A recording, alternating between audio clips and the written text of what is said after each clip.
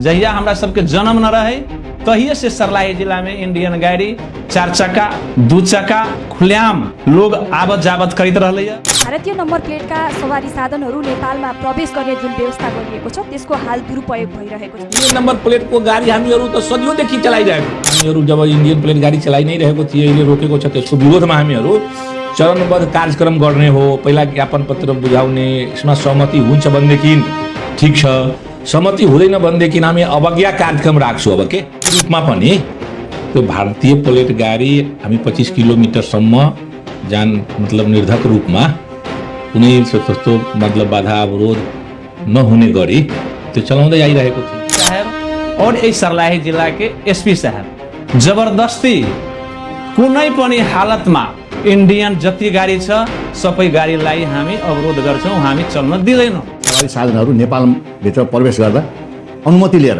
अनुमति दिने भन्सार हो, त्यो अनुमति लिएर चलाउन पाइन्छ। हामीले पूर्णमा यो अलिक बुझाइ फरक परेको छ, प्रतिबन्ध लागू होइन। सवारी तथा यातायात व्यवस्था ऐन 2049 को दफा 160(2) अनुसार र भन्सार महसुल ऐन 2081 अनुसारको व्यवस्था कानुन गरेको मात्रै हो। सँगसँगै पनि यो विदेशी गाडीहरू जब अनुमति बिना प्रवेश चलिरहेको छ, यसले विभिन्न समस्याहरू ल्याएको छ भन्ने सँगसँगै कुरा उठेको छ। एक दिनको भन्सार डे पास लिएर प्रवेश गरेका सवारीहरू फिर्ता जानुपर्ने हो, तर व्यवहारमा ती सवारीहरू नेपालमै निजी तथा सार्वजनिक रूपमा सञ्चालन भइरहेका हुन्छन्। इस शो के प्रायोजक है माँ भवानी डेकोर प्राइवेट लिमिटेड, मतलब a complete floor solution, new 0 mile Dadar road Muzaffarpur. Nepali संसद में उठा भारतीय वाहनों पर प्रतिबंध का मुद्दा। नेपाल की नई सरकार भारतीय वाहनों के खिलाफ कड़े कदम उठाने पर विचार कर रही है। सांसद निशा दांगी ने संसद में भारतीय वाहनों के प्रवेश पर प्रतिबंध लगाने की मांग की है। स्थानीय ट्रांसपोर्ट व्यवसाय पर संकट के चलते नेपाल की संसद में भारतीय वाहनों को लेकर बड़ा मुद्दा उठाया गया है। नेपाल की नई सरकार अब भारतीय गाड़ियों के प्रवेश पर कड़े कदम उठाने पर विचार कर रही है। राष्ट्रीय स्वतंत्र पार्टी की सांसद निशा डांगी ने संसद में मांग की है कि नेपाल में भारतीय वाहनों के अनियंत्रित प्रवेश पर पूर्ण प्रतिबंध लगाया जाए।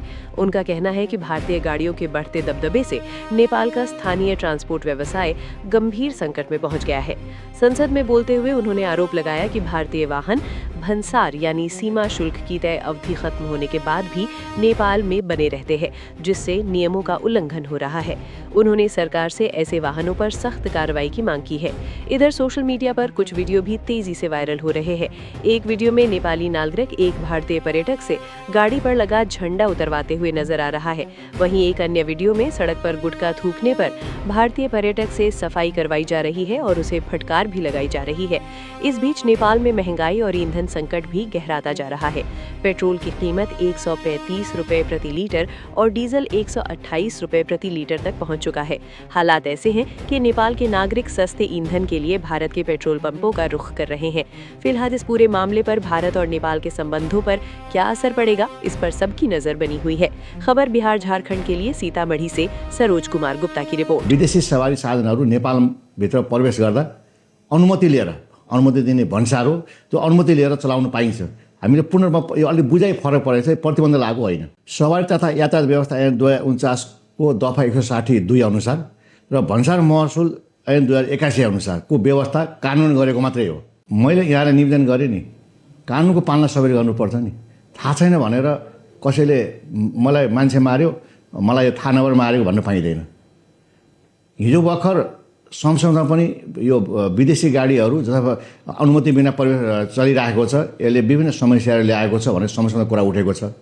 र सर्लाही जिल्लाबाटै हेलो सरकारमा सर्लाही जिल्लामा विदेशी गाडी कानुन विपरीत अनुमति नलिएर चलेको छ, यसलाई कारबाही गरियोस् भनेर सर्लाहीबाटै हेलो सरकारमा उजुर परेको छ। र हामीलाई निर्देशन पनि आएको छ। र हामीले मुख्य कुरा अरू केही होइन, कानुनको सवारी तथा यातायात व्यवस्था ऐन 2049 160(2) र भन्सार महसुल ऐन 2081 यसलाई कानुन मात्रै ल्याएको, पूर्ण प्रतिबन्ध होइन। एउटा तोकेको छ मूल भन्सार जहाँ अनुमति दिने निकाय, त्यो निकायबाट 8 किलोमिटरभित्र सम्म अनुमति लिएर, त्यो पनि अनुमति लिएर हो, पास लिएर हो, प्रयोग गर्न पाइन्छ। त्योभन्दा अन्यथा गएपछि चाहिँ कानुन अनुसार कार्यवाही अलिकति। सम्माननीय सभामुख महोदय, भारतीय नम्बर प्लेटका सवारी साधनहरू नेपालमा प्रवेश गर्ने जुन व्यवस्था गरिएको छ त्यसको हाल दुरुपयोग भइरहेको छ। नियमअनुसार एक दिनको भन्सार डे पास लिएर प्रवेश गरेका सवारीहरू फिर्ता जानुपर्ने हो, तर व्यवहारमा ती सवारीहरू नेपालमै निजी तथा सार्वजनिक रूपमा सञ्चालन भइरहेका हुन्छन्। यसले गर्दा उच्च भन्सार तिरेर सञ्चालनमा रहेका नेपाली नम्बर प्लेटका सवारी साधनहरूमा प्रत्यक्ष असर परिरहेको छ। सभामुख महोदय, मेरो निर्वाचन क्षेत्रको मेचीनगर सीमा क्षेत्रको समस्या मात्रै होइन यो। प्रत्येक सीमा क्षेत्रमा भारतीय सवारी साधनको कारण नेपाली यातायात व्यवसायीहरू दबाएका अवस्थामा छन्। नेपाली चालक र व्यवसायीहरू सङ्कटमा परिरहेका छन्। यति मात्र होइन, भारतीय गाडीले नेपालमा कुनै पनि दुर्घटना गरेमा क्षतिपूर्ति पाउन समेत उत्तिकै समस्या बनिरहेको छ।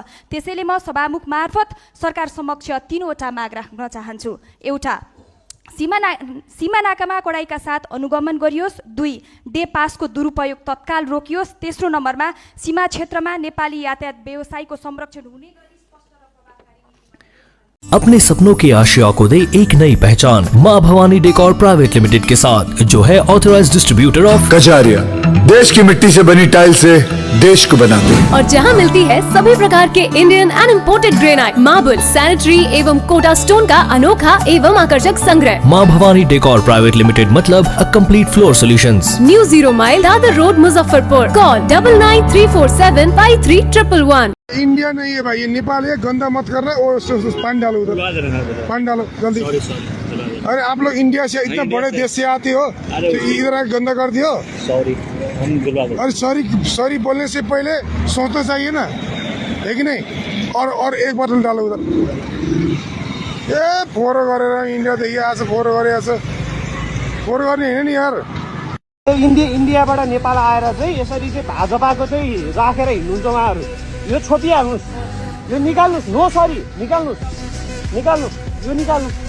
इन्डियाको झन्डा, इन्डियाको पार्टीको झन्डा हालेर हिँडेका छन्। निकालो, जल्दी से निकालो, यो झन्डा निकालो।